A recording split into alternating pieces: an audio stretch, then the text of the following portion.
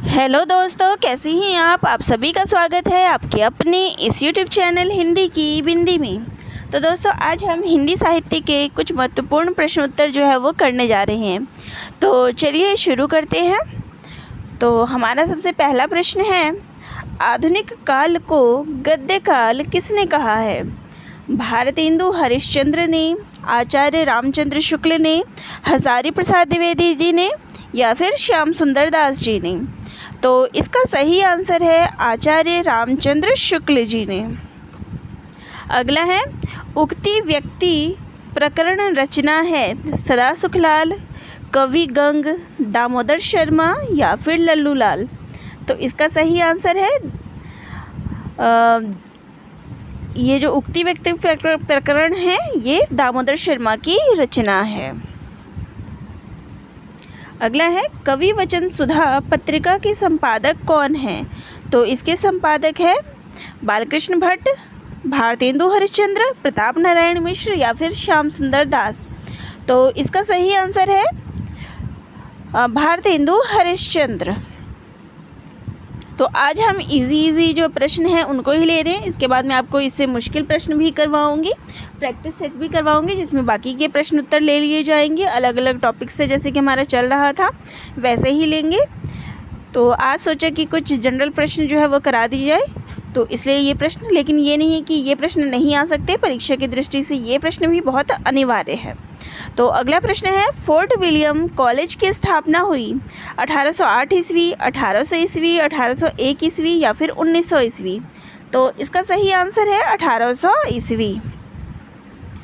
अगला प्रश्न है, भारत दुर्दशा नाटक के रचयिता हैं पंडित बालकृष्ण भट्ट, प्रताप नारायण मिश्र, भारतेंदु हरिश्चंद्र या फिर जयशंकर प्रसाद? तो भारत दुर्दशा जो है भारतेंदु हरिश्चंद्र की रचना है। अगला है, हिंदी की प्रथम आधुनिक कहानी है 11 वर्ष का समय, आकाशदीप, रानी केतकी की कहानी, इंदुमती? तो इस पर जो है काफ़ी विवाद है, फिर भी जो आधुनिक कहानी मानी गई है वो है इंदुमती। अगला प्रश्न है, महावीर प्रसाद द्विवेदी जी ने क्या किया?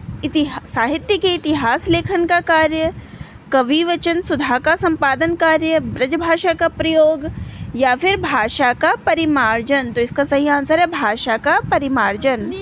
अगला है, छायावाद युग की समय सीमा है 1900 से 1918 ईस्वी, 1918 से 1938 ईस्वी तक, 1938 से अब तक या फिर 1968 से 1900 तक? तो इसका जो सही आंसर है वो है 1918 से 1900 यहाँ पे 36 आएगा, 1936 तक, जो सर्वमान्य माना गया है। अगला है, प्रेमचंद की रचना है ध्रुव स्वामिनी, प्रतिशोध, कंकाल या फिर गोदान? तो प्रेमचंद की जो रचना है वो है गोदान। हमारा अगला प्रश्न है, हिंदी की प्रथम एकांकी है पृथ्वीराज की आंखें, एक घूंट, अंधेर नगरी या फिर भारत दुर्दशा? तो इसका सही आंसर है एक घूंट। अगला है,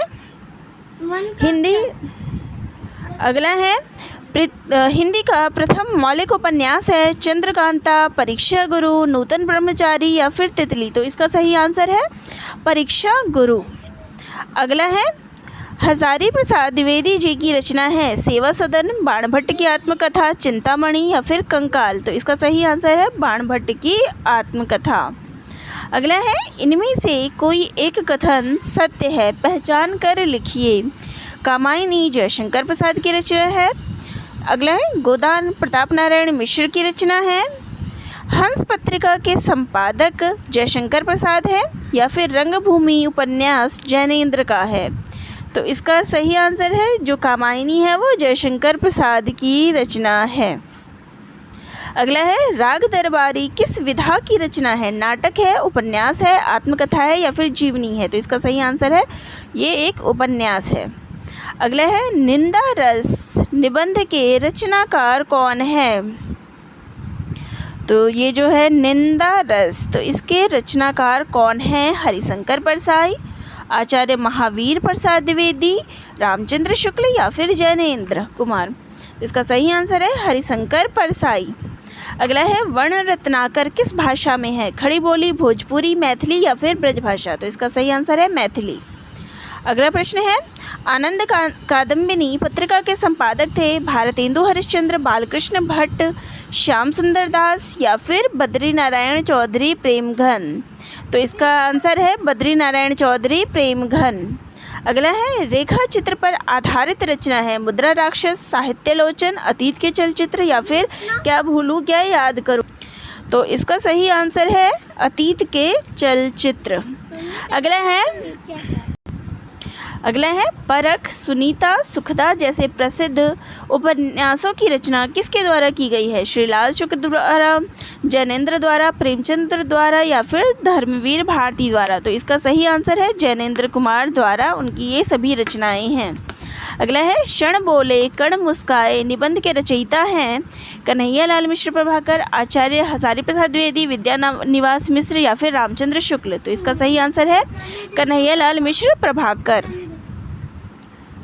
तो हमारा अगला प्रश्न है, कबीर आलोचना ग्रंथ है रामचंद्र शुक्ल की, हजारी प्रसाद द्विवेदी की, रामकुमार वर्मा की या फिर प्रेमचंद की। तो इसका सही आंसर है हजारी प्रसाद द्विवेदी की।